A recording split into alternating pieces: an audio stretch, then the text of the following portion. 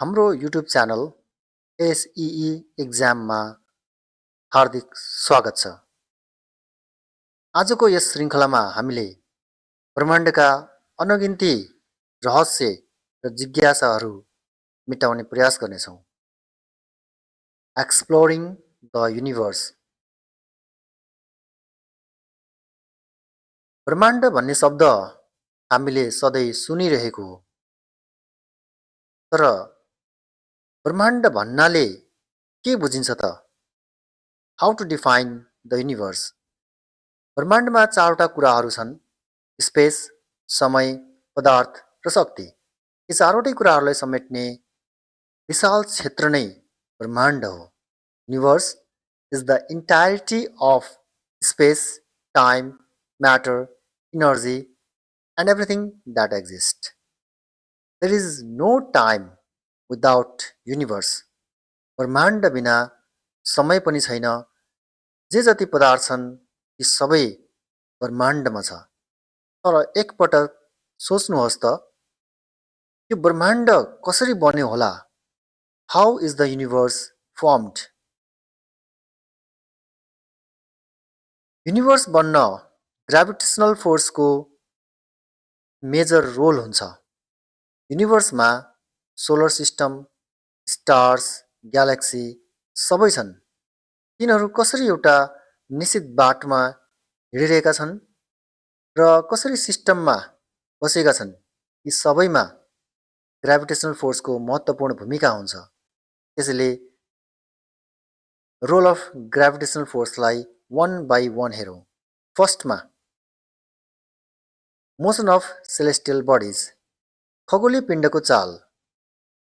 यहाँ चित्रमा solar system देखाएको छ, जसमा 8वटा planets, hundreds of moon, thousands of एस्ट्रोइड्सहरू छन् र ती सबै निश्चित अर्बिटमा घुमिरहेका छन्, एउटा सिस्टममा छन्। यसको प्रमुख कारण भनेको ग्राभिटेसनल फोर्स हो। यदि यो ग्राभिटेसनल फोर्स हुन्थेन भने यी सबै यहाँ देखिएका सबै आफ्नो विभिन्न दिशाहरूमा छरिएर जाने थिए। Second, formation of stars and planets, तारा र ग्रहहरूको उत्पत्ति। यसलाई छोटकरीमा चर्चा गरौँ। सुरुमा ग्राभिटीको कारणले हाइड्रोजन ग्यास एक आपसमा जम्मा हुन थाले र पिण्ड बढ्न थाल्यो। जति पिण्ड बढ्यो त्यति ग्राभिटी बढ्छ र त्यति धेरै ग्यासलाई फेरि आकर्षण गर्छ। यो क्रम बढ्दै जाँदा ग्यास धेरैभन्दा धेरै एकै ठाउँमा जम्मा हुन थाल्यो। ग्यास ग्राभिटीको कारणले खाँदिँदै जाँदा, खुम्चिँदै जाँदा त्यसको टेम्परेचर बढ्यो र ग्यासको बलमा थर्मोन्युक्लियर फ्युजन प्रतिक्रिया सुरु भयो, जसमा हाइड्रोजन जोडिएर हिलियम बन्न थाल्यो र यहाँबाट ताराको उत्पत्ति भयो। यसमा प्रमुख कारण भनेकै ग्राभिटी हो अथवा ग्राभिटेसनल फोर्स हो। हाम्रो ब्रह्माण्डको, युनिभर्सको फ्युचर के हो त? कस्तो हुन्छ त? यसको प्रमुख निर्धारण गर्ने तत्त्व भनेकै ग्राभिटेसनल फोर्स हो। यसको बारेमा हामी छुट्टै चर्चा गर्नेछौँ। How big is our universe? हाम्रो ब्रह्माण्ड कति ठुलो छ त? आउनुहोस् तुलना गरेर हेरौँ। यो हाम्रो पृथ्वी अर्थ हो। हाम्रो लागि यो ज्यादै ठुलो छ। यसको व्यास, डायमिटर 12,600 किलोमिटर रहेको छ। अब हेरौँ पृथ्वीलाई जुम आउट गरेर हेर्दा बाहिर के छन्, कति कति टाढा छन् र तिनीहरूको स्केल कस्तो छ भन्ने कुरातर्फ लागौँ। अर्थबाट सबैभन्दा नजिकको अब्जेक्ट मुन, चन्द्रमा, यसको डिस्टेन्स करिब 3 लाख किलोमिटर रहेको छ भने मुनबाट अर्थसम्म लाइट पुग्न करिब 1 सेकेन्डको टाइम लाग्छ। अझै टाढा जाँदा मङ्गल ग्रह, मार्स, जुन बेला सबैभन्दा नजिक हुन्छ त्यतिखेरको यसको डिस्टेन्स 15.6 मिलियन किलोमिटर अर्थात् 5 करोड 46 लाख किलोमिटरको दूरीमा हुन्छ। त्यसैगरी अझै टाढा जाउँ, सूर्य र पृथ्वीको दूरी, डिस्टेन्स बिट्विन सन एन्ड अर्थ करिब 15 करोड किलोमिटर हुन्छ, जहाँबाट लाइट आइपुग्न 8 मिनट 20 सेकेन्डको टाइम लाग्छ। त्यसै गरेर पृथ्वीबाट अन्तिम ग्रह लास्ट प्लानेट नेप्च्युन बीचको दूरी करिब 4.3 बिलियन किलोमिटर अर्थात् 4 अर्ब 30 करोड किलोमिटर रहेको छ। सोलर सिस्टमबाट टाढा बाहिर जाँदा सबैभन्दा नजिकको स्टार प्रोक्सिमा सेन्टाउरी यो 4.3 लाइट इयर टाढा रहेको छ।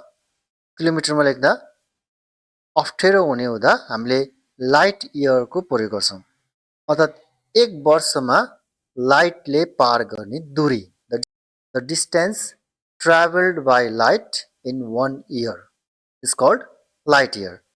भनेपछि यो प्रोक्सिमा सेन्टाउरीबाट हामीसँग लाइट आइपुग्न 4.3 इयर लाग्छ। यसको अर्को मिनिङ छ, हामीले यो स्टार भर्खरै देख्दैनौँ। अहिले हामीले देखिरहेको स्टार यो पुरानो 4.3 इयर अगाडिको स्टार हो। हामीले पास्टमा भएको स्टार देखिरहेका छौँ। हेर्नुहोस् त कस्तो अचम्मको कुरा छ।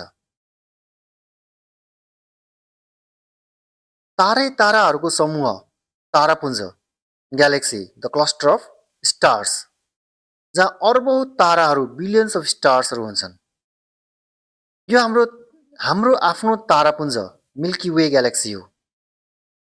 त्यसको एक छेउबाट अर्को छेउमा पुग्न करिब 1 लाख लाइट इयर लाग्छ, अर्थात् लाइटलाई पनि यो पार गर्नको लागि 1 लाख वर्ष लाग्छ। एउटा कुरा ध्यान दिनु होला, यी दूरीहरू परीक्षामा सोधिँदैन, तर ब्रह्माण्डको विशालता, ह्युजनेस बुझ्नको लागि मात्रै हामीले यसको बारेमा चर्चा गरेका हौँ। एउटा तारापुञ्जबाट अर्को तारापुञ्जको बीचमा विशाल खाली ठाउँ रहेको हुन्छ, तर पनि हाम्रो ब्रह्माण्डमा लाखौं अर्बौं ताराहरू अहिले तपाईँले जुन देखिराख्नु भएको छ, यो भनेको अर्बौं खर्बौं ग्यालेक्सिजहरू हुन्, तारापुञ्जहरू हुन्, जसमध्ये हाम्रो आकाशगङ्गा पनि एउटा, मिल्की वे पनि एउटा तारापुञ्ज हो। अब एउटा प्रश्न आउँछ, यति धेरै पिण्ड, मास, म्याटर, पदार्थ, इनर्जी कहाँबाट आयो होला त? यसको लागि हामी समयमा पछाडि जानुपर्ने हुन्छ। We have to go back in time travel गरौँ है त। यति धेरै पदार्थहरू कुनै समयमा एउटा परमाणुको साइजमा अटेको थियो, यसलाई सिङ्गुल्यारिटी भनिन्छ। धेरै पिण्ड थोरै ठाउँमा अटेको हुँदा यसको घनत्व, डेन्सिटी र टेम्परेचर, तापक्रम असीमित हुन पुग्यो, infinitely dense and hot. Everything was compressed, everything was packed in the size of an atom. एउटा एटमको साइजमा अहिलेका सबै कुराहरू अटेको थियो भने सोच्नु त यो कति डेन्स थियो, कति भारी थियो र यसको टेम्परेचर कति थियो होला। यो इन्फाइनाइट, असीमित, यसको असीमित घनत्व र तापक्रम थियो। त्यसकारणले यसमा 81 एउटा विस्फोट अथवा एक्सपान्सन हुन पुग्यो र यो अचानक फैलन थाल्यो। यसरी स्पेस टाइम म्याटर सबै कुराहरू निर्माण गर्ने गरी तीव्र गतिमा भएको फैलावटलाई बिग ब्याङ भनिन्छ। बिग ब्याङ भयो। बिग ब्याङमा मुख्य दुईवटा भागहरू छन्, एउटा रेडिएसन एरा र अर्को म्याटर एरा। सुरुमा रेडिएसन अर्थात् शक्ति मात्र थियो, सुरुमा यहाँ शक्ति, इनर्जी मात्रै थियो भने एक्सपान्सन हुँदै जाँदा, फैलदै जाँदा ब्रह्माण्ड चिसिँदै गयो र विभिन्न एलिमेन्ट्री पार्टिकल्सहरू जसबाट म्याटर बनेका छन्, पदार्थ बनेको छ, तिनीहरू मिलेर म्याटर बनाउन थाले र ती म्याटरहरूबाट, पदार्थहरूबाट नै हालको देखिने ब्रह्माण्ड, युनिभर्स बनेको छ। Proof of big bang, big ब्याङको प्रमाणहरू। पहिलो, हबल्स अब्जर्भेसन, हबलको अवलोकन। The second, CMBR, cosmic microwave background radiation. एउटा सानो एक्सपेरिमेन्ट गरेर हेरौँ। एउटा बेलुनमा हावा भर्नुहोस् र त्यसमा विभिन्न रङको मसीले थोप्लोहरू बनाउनुहोस्। जस्तै हामीले 3वटा थोप्लोहरू बनाएका छौँ। अब बिस्तारै त्यो बेलुनमा हावा भर्दै अझै ठूलो बनाउँदै जानुहोस्। अब अवलोकन गर्नुहोस्, ती थोप्लाहरू बेलुन सँगसँगै के हुँदैछन्? अझै ठूलो बनाउनुहोस्। अब हेर्नुहोस्, बेलुन ठूलो भयो, ती थोप्लाहरू पनि बेलुन सँगसँगै टाढा टाढा जाँदैछन्। यो बारेमा सबैभन्दा पहिले एडविन हबलले पत्ता लगाएका थिए। उनले ग्राउन्ड बेस्ड टेलिस्कोप, जुन पृथ्वीको उचाइमा केही अग्लो स्थानहरूमा राखिएका हुन्छन्, त्यहाँ गएर ठुला ठुला टेलिस्कोपबाट उनले रात दिन नभनिकन अन्तरिक्षमा हेरिरहन्थे। उनले यो देखे कि ग्यालेक्सिजहरू एक अर्काबाट टाढा गइरहेका छन्, त्यो पनि लाइटको स्पिडमा। जसरी बेलुनको थोप्लाहरू टाढा जाँदै थिए, त्यसरी नै ग्यालेक्सिजहरू पनि एक अर्काबाट टाढा जाँदै थिए। त्यस्तै उनले पत्ता लगाएको अर्को कुरो के हो भन्दा, यहाँ ध्यान दिनुहोला, यो अहिलेको डिस्टेन्स हो। यो लाइनले अहिले पछिको डिस्टेन्स देखाइरहेको छ भने यो अर्को लाइन, मोटो खालको लाइनले चाहिँ सुरुको डिस्टेन्स देखाइरहेको छ। अब यहाँ ख्याल गर्नुहोला, जति ग्यालेक्सिज सुरुमा नजिक थिए तिनीहरूको बीचको ग्याप कम बढेको छ भने जति टाढा थिए त्यति नै तिनीहरूको बीचको ग्याप पनि बढेको छ। तिनीहरूको बीचको ग्याप त्यही अनुसार बढ्दै गएको छ। यो कुरा पहिलो पटक हबलले पत्ता लगाएका थिए। यसलाई हामीले हबलको नियम, हबल्स ल भनेर भन्छौँ। उनले पत्ता लगाएको कुरा V is proportional to D, अर्थात् greater the distance between the galaxies, higher is the velocity of separation or recession. तारापुञ्ज बीचको दूरी जति बढी हुन्छ तिनीहरू एक अर्काबाट टाढिने गति त्यति नै बढी हुन्छ। जति ग्याप त्यति नै स्पिडमा तिनीहरू टाढा जान्छन्। अब यो प्रोपोर्सनालिटी चिन्हलाई इज इक्वल टु चिन्हले हटाइयो भने यहाँ एउटा कन्स्ट्यान्ट h राख्छौँ, जसलाई हामीले हबलको स्थिराङ्क अथवा हबल्स कन्स्ट्यान्ट भन्छौँ र यसको मान 73 किलोमिटर पर सेकेन्ड पर मेगा पार्सेक हुन्छ। तिनीहरू टाढा हुने दर अथवा टाढा हुने गति 73 किलोमिटर पर सेकेन्ड हुन्छ, अर्थात् एक सेकेन्डमा तिनीहरू 73 किलोमिटर टाढा जान्छन्, अर्को सेकेन्डमा फेरि 73 किलोमिटर टाढा जान्छन्। यसरी तिनीहरूको रेट चाहिँ बढ्दै जान्छ।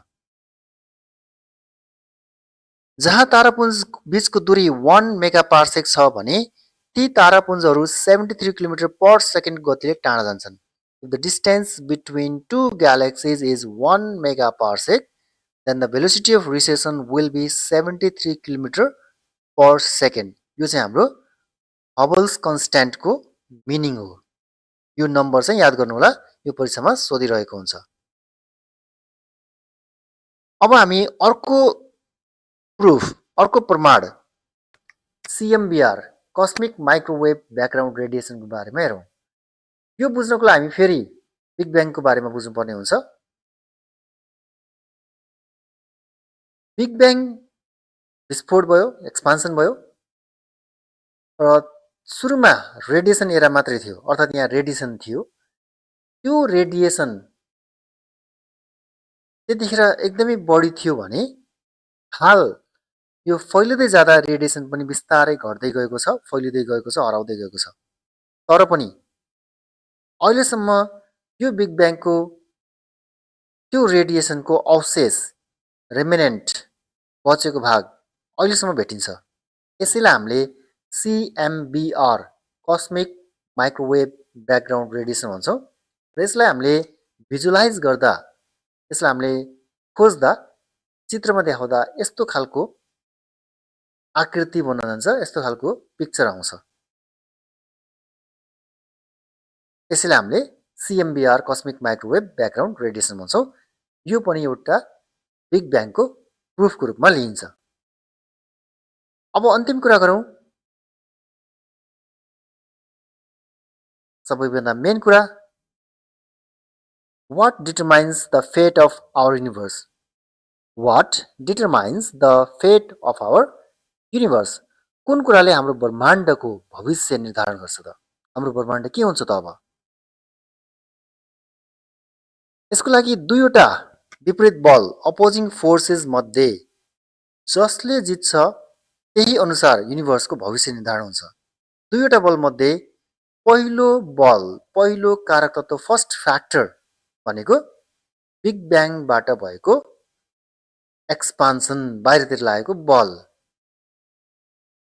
ओके, सबै कुरालाई के गर्छ त? बाहिर फाल्दैछ, धकेल्दैछ, एक्सपान्सन भइरहेछ। Outward force due to explosion or expansion, यो चाहिँ पहिलो कारण हो है। विस्फोटको कारणले बाहिरतिर लाग्ने बल, सबै कुरालाई बाहिर धकेल्दैछ, यो एउटा पहिलो कारण। यस्तै गरेर दोस्रो कारण, सेकेन्ड फ्याक्टर, ग्राभिटेसनल फोर्स। गुरुत्वाकर्षण बलका कारण सबै कुरा नजिक आउन खोज्छन्, सबै कुरालाई गुरुत्वाकर्षण बलले के गर्छ त? आफूतिर तान्न खोजिरहेको हुन्छ। यो दुईटा विपरीत बल भए, पहिलो बल बाहिर धकेल्ने, सबै कुरालाई बाहिर फाल्न खोज्छ, दोस्रो गुरुत्वाकर्षण बलले सबै कुरालाई भित्र तान्न खोज्छ। अब यो दुईटा मध्ये जुन बल बढी भयो त्यही अनुसार नै हाम्रो युनिभर्सको फ्युचर, भविष्य निर्धारण हुन्छ।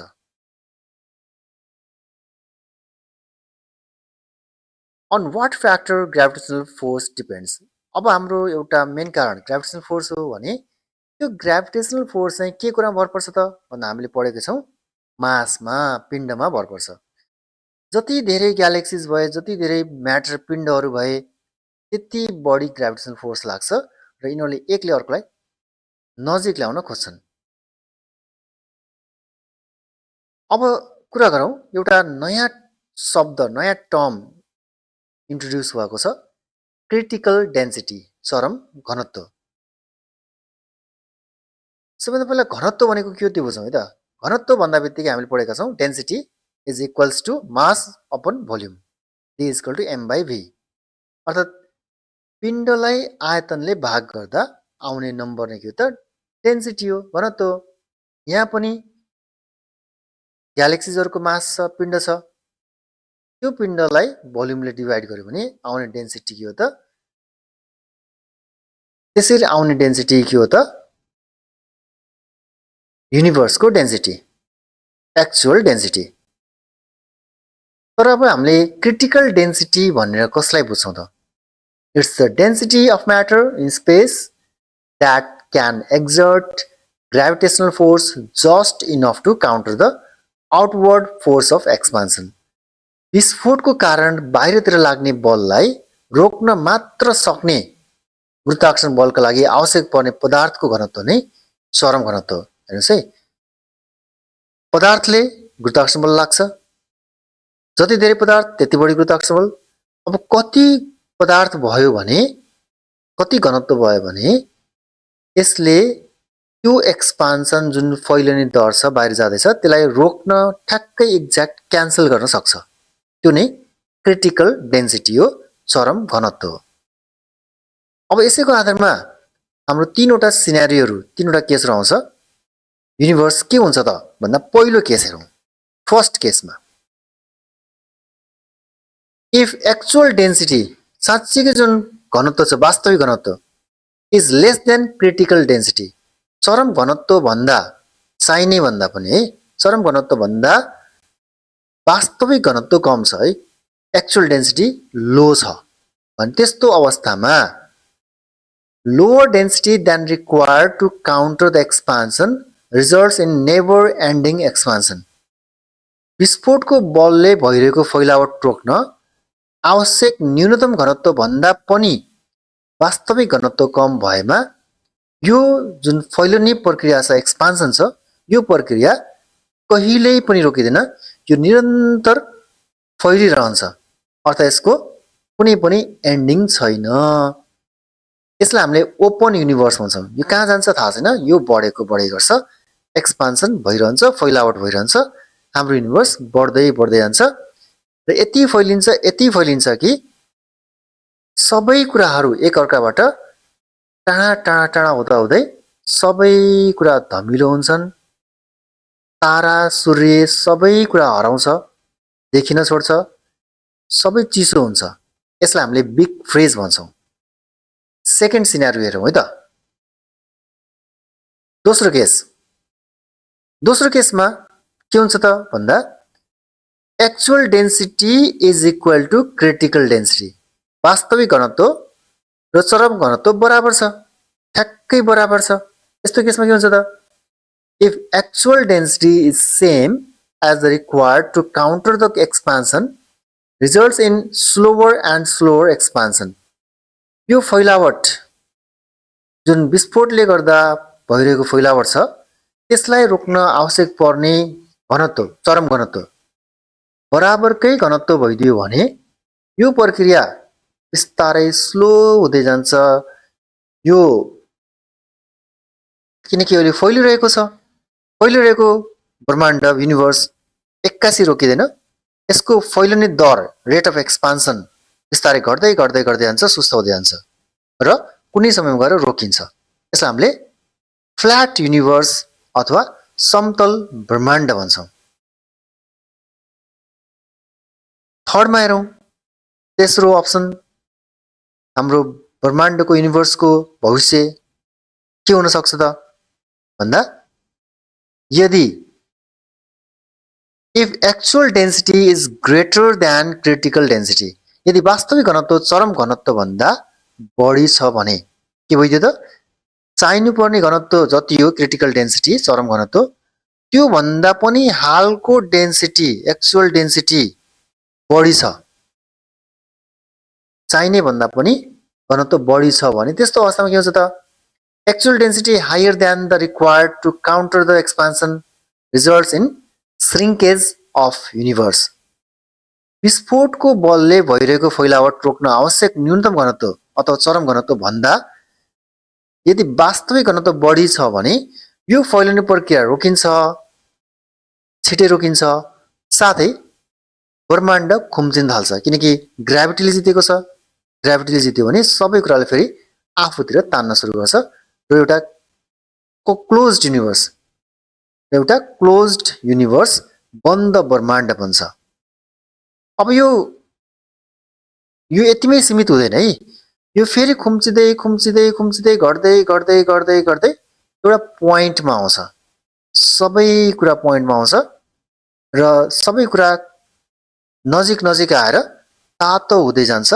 यसलाई हामीले बिग क्रन्च भन्छौँ। सबै कुरा एकै ठाउँमा खादिन्छ र पुनः सिङ्गुल्यारिटीमा चेन्ज हुन्छ र त्यसपछि फेरि एकपटक बिग ब्याङ भएर भविष्यमा ब्रह्माण्डको अर्को सुरुवात हुन्छ।